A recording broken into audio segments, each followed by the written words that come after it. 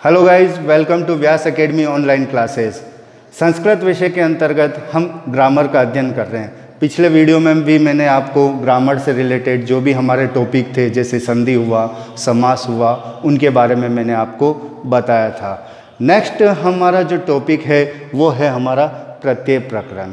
आपने हिंदी में भी पढ़ा है और पिछली पुरानी क्लासों में भी पढ़ा है कि प्रत्यय क्या होते हैं, उपसर्ग क्या होते हैं। जैसा कि आप सबको पता है कि शब्द के आगे या पीछे हम किसी शब्द दूसरे शब्द को लगाते हैं तो उसके अर्थ में परिवर्तन आ जाता है।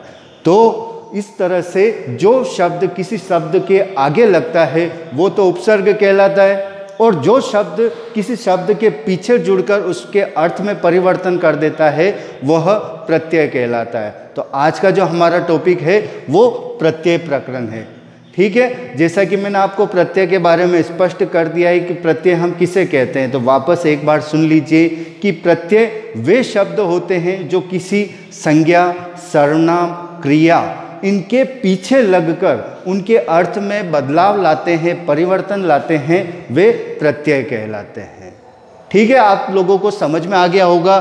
फिर यहाँ पर मैंने इसकी परिभाषा भी लिखी है, जैसा कि आप पढ़ सकते हैं कि वे शब्द जिनको किसी शब्द या धातु जैसे कि आप सब जानते हैं क्रिया को कहते हैं, के अंत में जोड़ दिया जाता है, जोड़ा जाता है, वे प्रत्यय कहलाते हैं। दूसरी बात, प्रत्यय जो अपने मूल रूप में निरर्थक होते हैं, अगर आप उन शब्दों का अर्थ ढूंढने बैठोगे या ढूंढने जाओगे तो आपको उनका अर्थ निरर्थक लगेगा, कोई मतलब नहीं होगा। लेकिन वही शब्द जब किसी धातु, सर्वनाम, क्रिया उनके पीछे जुड़ते हैं तो वो उस धातु, क्रिया, सर्वनाम के अर्थ में एक विशेष रूप से परिवर्तन ला देते हैं। तो इस प्रकार से हमने यहाँ पर प्रत्यय की परिभाषा देखी। अब प्रत्यय के प्रकार कौन कौन से होते हैं हम उनके बारे में देखेंगे। तो यहाँ पर मैंने प्रत्यय के 3 प्रकार लिखे हैं कि प्रत्यय 3 तरह के होते हैं। कृत प्रत्यय, कृत प्रत्यय का मतलब क्या होता है ये समझ लीजिए कि कृत प्रत्यय वे प्रत्यय होते हैं जो किसी क्रिया के पीछे जुड़ते हैं। ध्यान से सुनना, कृत प्रत्यय वे प्रत्यय होते हैं जो किसी क्रिया के पीछे, क्रिया आप सब जानते हैं जिसे वर्ब, धातु कहते हैं, जैसे खेलना, हंसना, उठना, बैठना, चलना, रोना, खाना, पीना, ये सब क्या है, ये सब क्रियाएं हैं। ठीक है, तो इन क्रियाओं के पीछे जुड़ने वाले जो प्रत्यय होते हैं वो क्या कहलाते हैं, कृत प्रत्यय कहलाते हैं। समझ में आ गया। देन आफ्टर तद्धित प्रत्यय, तद्धित प्रत्यय वे प्रत्यय होते हैं जो किसी संज्ञा, सर्वनाम अथवा विशेषण के पीछे जुड़ते हैं। ठीक है, उन सब प्रत्ययों को हम तद्धित प्रत्यय कहते हैं। नेक्स्ट आता है अपना स्त्री प्रत्यय। स्त्री प्रत्यय वे होते हैं जो किसी शब्द के पीछे जुड़कर उसके स्त्रीत्व होने का भाव या बोध हमें कराते हैं, यानी कि उस प्रत्यय को लगाने से वो शब्द स्त्री जाति का हो जाएगा, स्त्रीवाचक हो जाएगा। फॉर एग्जाम्पल जैसे आपको मैं बता देता हूँ कि जैसे अज का मतलब होता है बकरा। ठीक है, बट अगर मैंने अज के पीछे इसको स्त्रीवाचक बनाने के लिए टाप प्रत्यय, जो कि स्त्री प्रत्यय का एक प्रकार है, टाप प्रत्यय लगा दिया तो वह अजा हो जाएगा, और अजा का मीन्स होता है बकरी। तो इस प्रकार से स्त्री प्रत्यय का प्रयोग हम कहाँ करते हैं कि किसी शब्द को स्त्री जाति का बनाने के लिए हम स्त्री प्रत्यय का प्रयोग करते हैं। तो ठीक है, चलिए हम अपने प्रकरण को आगे बढ़ाते हुए सबसे पहले कृत प्रत्यय के बारे में पढ़ेंगे।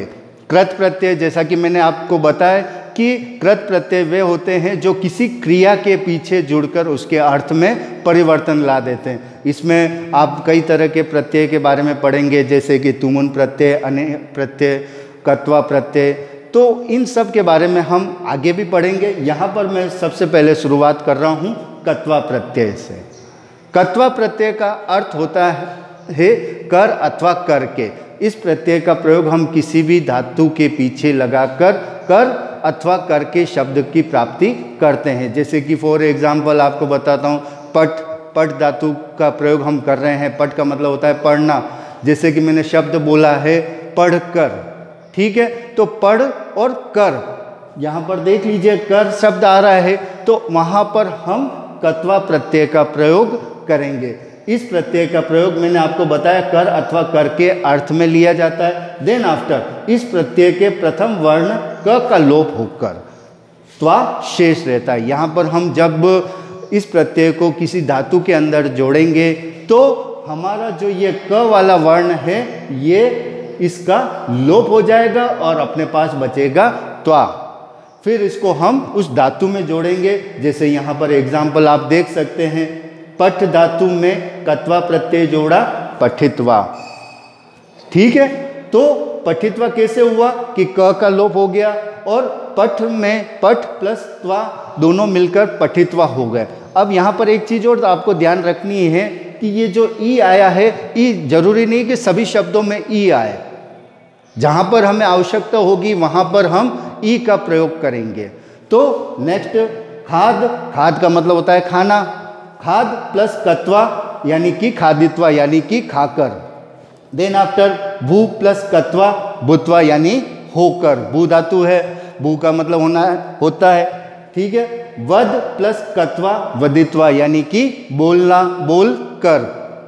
तो इस प्रकार से हमने कत्वा प्रत्यय को समझा। आई होप आपको ये वीडियो पसंद आया होगा। नेक्स्ट वीडियो में हम कृत प्रत्यय के अन्य प्रत्ययों के बारे में समझेंगे। धन्यवाद, थैंक यू वेरी मच।